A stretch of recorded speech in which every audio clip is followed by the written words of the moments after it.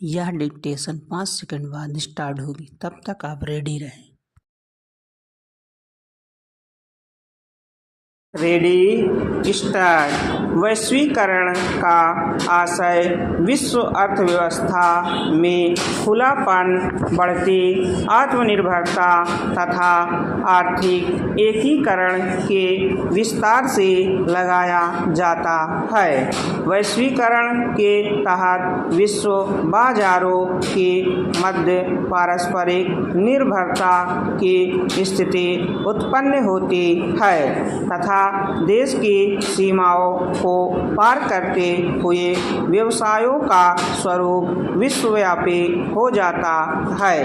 वैश्वीकरण के तहत ऐसे प्रयास किए जाते हैं कि विश्व के सभी देश व्यवसाय एवं उद्योग के क्षेत्र में एक दूसरे के साथ सहयोग एवं समन्वय स्थापित कर सकें, परंतु वर्तमान समय में वैश्वीकरण के प्रयासों के मध्य संरक्षणवाद ने पनाह ले ली है। संयुक्त राज्य अमेरिका, जो स्वयं को वैश्वीकरण का पैरोकार कहता था, आज संरक्षणवादी नीतियों को प्रश्रय देने लगा है। यह बात सोचने वाली है कि एक समय तक वैश्वीकरण का नेतृत्व करने वाला देश अचानक से संरक्षणवादी नीतियों को प्रश्रय क्यों देने लगा है। अमेरिका का यह झुकाव क्या सिर्फ राष्ट्रवाद है या फिर वर्तमान में स्वतंत्र व्यापार का स्वरूप विकृत होने लगा है?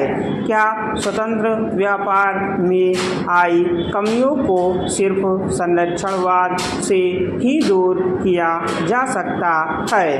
गौरतलब है कि वैश्वीकरण एवं संरक्षणवाद एक दूसरे की विपरीत अवधारणाएं हैं। वैश्वीकरण स्वतंत्र व्यापार पर आधारित होता है, जहां पर बिना किसी भेदभाव के वस्तुओं एवं सेवाओं का स्वतंत्र व्यापार होता है, परंतु इसके विपरीत संरक्षणवादी नीति में विदेशी उत्पादों के साथ भेदभाव कर उनकी कीमतों या मात्रा आदि को दुष्प्रभावित किया जाता है। इसकी वजह विदेशी उत्पादों की प्रतिस्पर्धात्मकता में कमी एवं उनके बदले स्वदेशी उत्पादों की मांग में वृद्धि करनी होती है।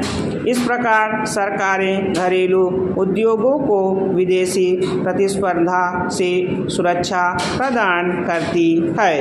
वैश्विक अर्थव्यवस्था में संरक्षण के अनेक तरीके प्रचलन में है। संरक्षण का प्रथम तरीका है विदेशी उत्पादों पर आयात शुल्क में वृद्धि करना।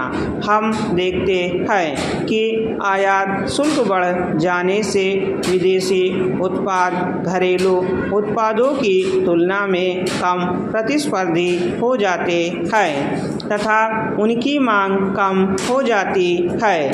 संरक्षण का दूसरा तरीका है कोटा निर्धारण। इसके तहत सरकार आयातित वस्तुओं की अधिकतम मात्रा का निर्धारण करती है एवं इस निर्धारित मात्रा से अधिक वस्तुओं का देश में आगमन प्रतिबंधित हो जाता है।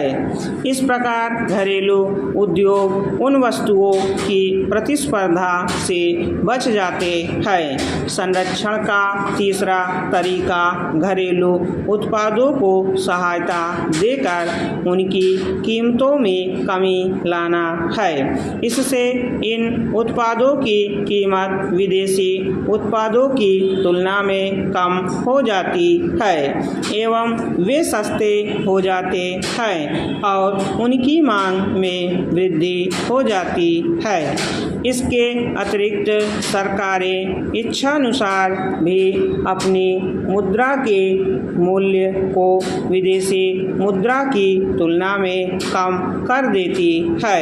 इससे भी देश का आयात महंगा होकर हतोत्साहित होता है तथा देश के निर्यात को प्रोत्साहन मिलता है। स्टॉप।